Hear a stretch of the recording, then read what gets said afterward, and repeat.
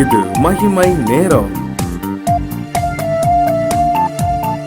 மகிமை டிவி நேயர்களே, மற்றும் ஒரு மகிமை நேரம் நிகழ்ச்சியிலே உங்களை சந்திப்பதிலே மிகவும் மகிழ்ச்சி அடைகிறேன். கடந்த தியானத்திலே நாம் ராஜாவை குறித்து, நம்முடைய இயேசு ராஜாதி ராஜாவினுடைய நல்ல குணங்களை, அவருடைய பண்புகளை தியானித்தோம். இந்த மாதத்திலே நாம் அவருடைய தாசர்களை குறித்து, அவருடைய ஊழியர்களை குறித்து, அவருடைய சர்வண்டை குறித்து நாம் தியானிக்க இருக்கிறோம்.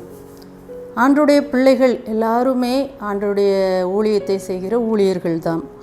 எல்லாருமே அவருடைய திராட்சை தோட்டத்திலே பணியாற்றுகிற அவருடைய பிள்ளைகள். ஒரு சிலர் மட்டும் ஊழியக்காரர்கள் அல்ல. மல்கியா தீர்க்கதரிசி 3ஆம் அதிகாரம் 16ஆம் வசனம் முதல் இவ்வாறு சொல்லுகிறது: கர்த்தருக்கு பயந்தவர்கள் ஒருவரோடொருவர் பேசிக்கொள்வார்கள், கர்த்தர் கவனித்து கேட்பார். கர்த்தருக்கு பயந்தவர்களுக்காகவும் அவருடைய நாமத்தை தியானிக்கிறவர்களுக்காகவும் ஞாபக புஸ்தகம் ஒன்று அவருக்கு முன்பாக எழுதப்பட்டிருக்கிறது. என் சம்பத்தை நான் சேர்க்கும் நாளிலே அவர்கள் என்னுடையவர்களாய் இருப்பார்கள். ஒரு மனுஷன் தனக்கு ஊழியம் செய்கிற தன்னுடைய குமாரனை கடாட்சிப்பது போல நான் அவர்களை கடாட்சிப்பேன். அப்பொழுது நீங்கள் நீதிமானுக்கும் துன்மார்க்கனுக்கும், தேவனுக்கு ஊழியம் செய்கிறவர்களுக்கும் ஊழியம் செய்யாதவர்களுக்கும் இருக்கிற வித்தியாசத்தை திரும்பவும் காண்பீர்கள். ஆண்டவருக்கு ஊழியம் செய்கிறவர்கள், ஊழியம் செய்யாதவர்கள். ஊழியம் செய்கிறவர்கள், செய்யாதவர்கள் என்று ஆண்டவர் 2 பிரிவாக பிரிக்கிறார். அப்போது இந்த உலகத்தில் எல்லாரும் ஊழியக்காரர்கள் தான், எல்லாரும் ஊழியம் செய்கிறோம். ஆனால் ஆண்டவருக்கு ஊழியம் செய்கிறோமா அல்லது மனிதர்களுக்காக செய்கிறோமா? ஆண்டவருக்காக ஊழியம் செய்கிறோமா அல்லது நம்முடைய சுயத்துக்காக செய்கிறோமா? இது ரொம்ப முக்கியமாக ஆண்டவர் எதிர்பார்க்கிறார். வேதத்தில் ஒரு 7 நபர்களை குறித்து ஆண்டவர் நல்ல சாட்சியாக, இவன் என்னுடைய தாசன், இவர்கள் என்னுடைய தாசர்கள் என்று ஆண்டவர் நல்ல சாட்சி கொடுக்கிறார். நாமும் நம்முடைய வாழ்க்கையில் ஆண்டவர் நம்மளை பரிசுத்த ஜாதியாகவும் ஆசாரிய கூட்டமாகவும் தெரிந்து கொண்டேன் என்று சொல்லுகிறார். 1 பேதுரு 2:4-5-9 பார்க்கிறோம். இந்த பெரும் பாக்கியம், ஆண்டவர் நம்மை தெரிந்து கொண்டதன் பெரும் பாக்கியம் நமக்கு அதிக பொறுப்புகளையும் கொடுத்திருக்கிறது. இந்த பொறுப்புகளை நாம் எப்படி செய்கிறோம், எப்படி செய்து நிறைவேற்றுகிறோம், அவருடைய தாசர்கள் என்பதற்கு நாம் எப்படி தகுதியாக இருக்கிறோம், நாமே பிரியப்படுத்தி கொள்கிறோமா அல்லது ஆண்டவரை பிரியப்படுத்தி அவருடைய வாயினாலே அவருடைய தாசர்கள் என்று நாம் பெயர் வாங்குகிறோமா? இன்றைய தினத்திலே ஆபிரகாமை குறித்து ஆண்டவர் இவன் என்னுடைய தாசன் என்று அழைத்தார். ஆபிரகாமை குறித்து ஆண்டவர் அவரை என்னுடைய தாசன் என்று அழைப்பதற்கு காரணம் என்ன என்பதை தியானிப்போம். ஆதியாகமம் 26ஆம் அதிகாரம் 24ஆம் வசனம் இவ்வாறு சொல்லுகிறது: அன்று ராத்திரியிலே கர்த்தர் ஈசாக்குக்கு தரிசனமாகி, நான் உன் தகப்பனாகிய ஆபிரகாமுடைய தேவன், பயப்படாதே, நான் உன்னோட கூட இருந்து என் ஊழியக்காரனாகிய ஆபிரகாமின் நிமித்தம் உன்னை ஆசீர்வதித்து உன் சந்ததியை பெருக பண்ணுவேன். ஆண்டவர் ஆபிரகாமை குறித்து சொல்லுகிறார், என்னுடைய தாசன், என்னுடைய ஊழியக்காரன். ஆபிரகாம் அவருடைய ஊழியக்காரன் என்று அழைக்கப்பட காரணம் என்ன?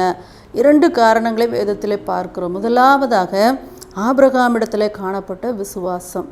ஆபிரகாம் தன் சொந்த ஊரை விட்டு ஆண்டவர் சொன்ன உடனே அதை நம்பி தன்னுடைய தேசத்தையும் தன்னுடைய ஜனங்களையும் எல்லாரையும் விட்டு ஆண்டவர் நீ போ என்று காண்பிக்கும் தேசத்துக்கு அவர் போகிறார்.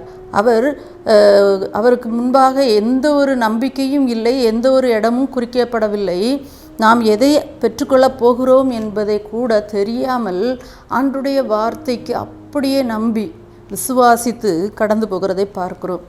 அதே போல் அவனுடைய வாழ்க்கையில் ஆண்டவர் கொடுத்த, நீண்ட நாளைக்கு பின்பு கொடுத்த ஈசாக்கை ஆண்டவர் பலியிட சொல்லுகிறார். அந்த சூழ்நிலையும் அவனுக்கு ஆண்டவர் மேலே மிகுந்த விசுவாசத்தோட மோரியா மலைக்கு தன்னுடைய மகனையும் தகன பலிபிடைக்கான கட்டைகளையும் எடுத்துக்கொண்டு செல்லுவதை பார்க்கிறோம். அங்கே சென்று பலியிடுவதற்கு கை ஓங்குறதை பார்க்கிறோம். அந்த அளவுக்கு இந்த மகனை நாம் பலி கொடுத்தாலும் கூட ஆண்டவரால் நமக்கு திருப்பி தர முடியும் என்கிற நம்பிக்கையோடு அவன் செல்லுகிறான். இங்கே அவனுடைய அந்த நம்பிக்கை, விசுவாசத்தை பார்க்கிறோம். ஆகவேதான் அந்த விசுவாசத்தின் அடிப்படையில் ஆண்டவர் அவனை என் ஊழியக்காரன், என் தாசன் என்று அழைக்கிறார். 2வது பார்ப்போம் என்றால் அந்த ஆபிரகாமுடைய கீழ்ப்படிதல்.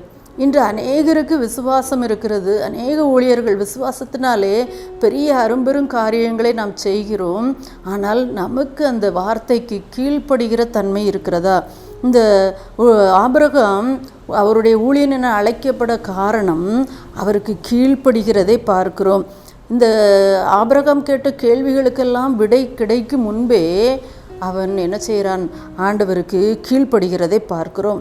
ஒருவேளை நீ இந்த பூமி உனக்கு சொந்தம் இல்லை, உனக்கு கானான் அப்படின்னு சொல்லி ஆண்டவர் வாக்கு கொடுத்தாலும் கூட அதை சுதந்திரிப்பதற்கு முன்பாகவே, பரம கானானை அடைவதற்கு முன்பாகவே அதை நம்பி விசுவாசித்து கீழ்ப்படிந்து தான் பெறப்போகிறது இன்னதென்று அறியாமலேயே புறப்பட்டு போகிறதை பார்க்கிறோம்.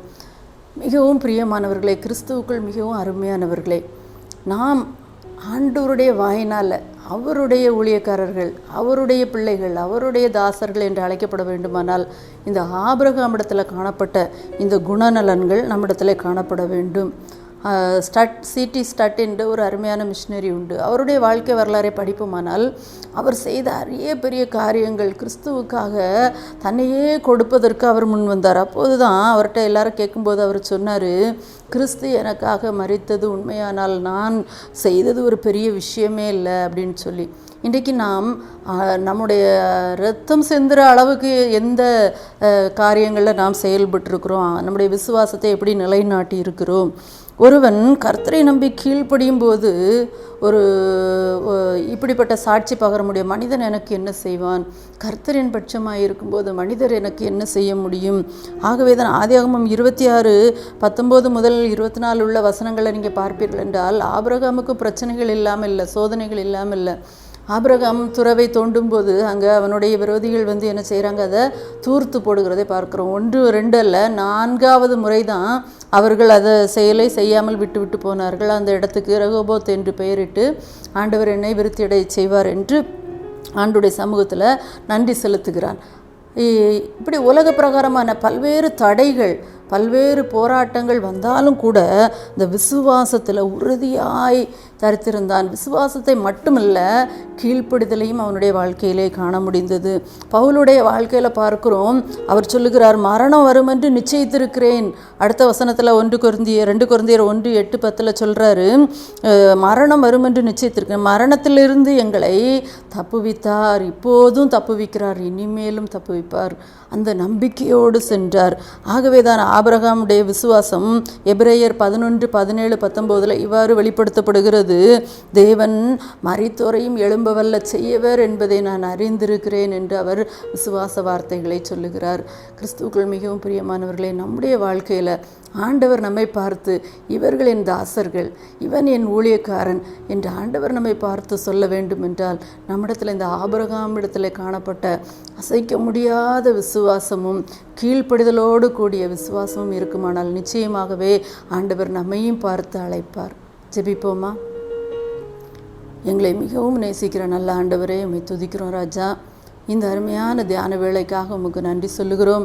இந்த தியான வேளையிலே தகப்பனே, நீங்கள் ஆண்டவரே வேதத்திலே ஒரு சில மனிதர்களை குறித்து என்னுடைய தாசர்கள் என்று ஆண்டவரே உரிமையோடு ஆண்டவரே பாசத்தோடு அழைத்தீங்கப்பா.